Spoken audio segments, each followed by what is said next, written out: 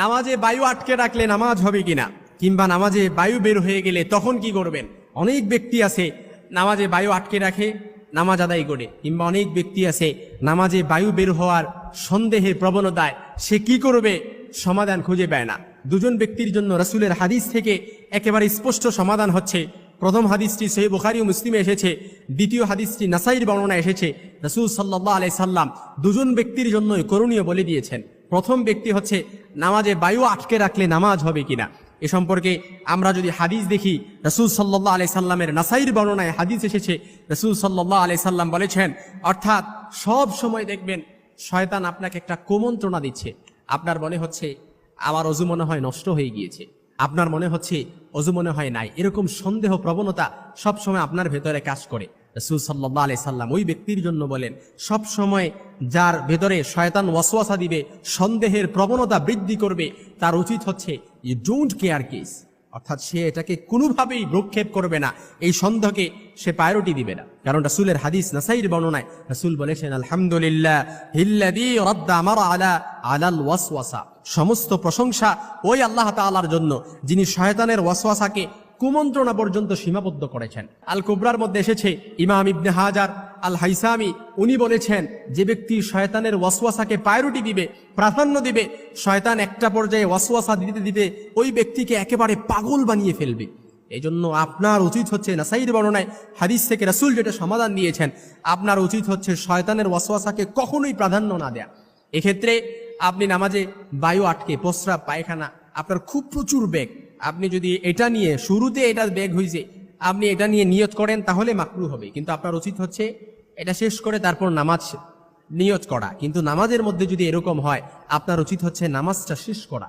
কিন্তু কোনো ব্যক্তির বায়ু বের হয়ে গেছে, সে আটকেও রাখে নাই, ওই ব্যক্তি করণীয় কি? সহিহ বুখারী ও মুসলিমের মধ্যে হাদিস এসেছে, রাসূল সাল্লাল্লাহু আলাইহি ওয়াসাল্লামের স্পষ্ট হাদিস, লা ইয়ানসারিফু হাত্তা ইয়াসমাআ সাউতান আও ইয়াজিদা রিহান, অর্থাৎ কোনো ব্যক্তির যখন বায়ু বের হয়ে যাবে, সে কিভাবে বুঝবে, সে কিভাবে নামাজ সে ছাড়বে কিংবা অজু করে আসবে না নামাজ কন্টিনিউ করবে। তার উচিত হচ্ছে সে প্রথমত শিওর হবে যে তার অজু নষ্ট হয়েছে কিনা কিংবা অজু ভাঙছে কিনা। সে শিওর হওয়ার জন্য কি, সেজন্য শব্দ শোনা কিংবা গন্ধ পাওয়া পর্যন্ত সে নামাজ ধরে রাখে। অর্থাৎ আপনি শব্দ শুনছেন কিংবা গন্ধ পাইছেন, সাথে সাথে নামাজ ছেড়ে দিতে হবে। কোন অবস্থায়? আপনি যদি 10 কাতার মুসল্লির সামনেও আপনি নামাজ আদায় করেন, সাথে সাথে নামাজ ছেড়ে দিতে হবে।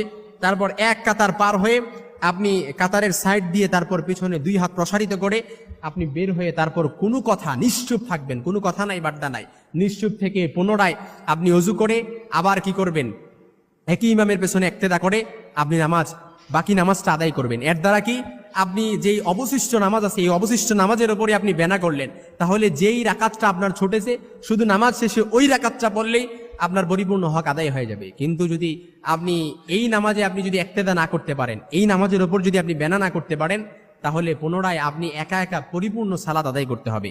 এক্ষেত্রে আপনার উজু বায়ু বের হয়ে গেছে, কখনো আপনি ছেড়ে দিবেন যখন আপনার গন্ধ পাবেন কিংবা আপনার মনে হবে যে আপনার বায়ু বের হয়েছে কিংবা শব্দ পেয়েছেন, তখনই আপনি নামাজ ছেড়ে দিয়ে আপনি বের হয়ে যাবেন। কিন্তু বের হওয়ার কোনো স্কোপ নাই। আপনি দেখা গেছে পেছন দিক দিয়ে যদি আপনি সব মুসল্লিকে ডেঙ্গিয়ে যান, তাহলে অনেক মুসল্লির নামাজে ব্যাঘাত ঘটতে পারে।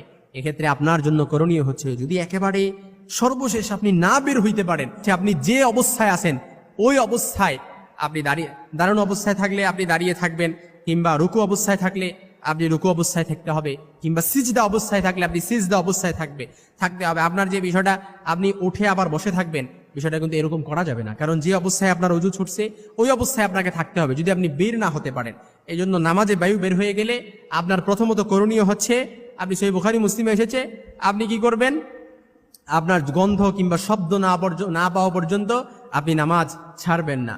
আর যদি নামাজ আটকে রাখেন, নামাজে বায়ু বের না হয়েছে, আটকে রাখছেন, ওই ক্ষেত্রে করণীয় কি, আপনাকে শয়তান যে ওয়াসওয়াসা দিচ্ছে, কুমন্ত্রণা দিচ্ছে, ওই কুমন্ত্রণা পর্যন্ত এটা সীমাবদ্ধ রাখেন। তা না হলে ইবনে হাজার আল হাইসামি উনি লিপিবদ্ধ করেছেন, আল ফাতহু আল কিবরি আফিকার মধ্যে উনি লিখেছেন যে কোনো মানুষ যদি শয়তানের ওয়াসওয়াসাকে প্রায়োরিটি দেয়, একটা সময় শয়তান তাকে পাগল করে ফেলবে।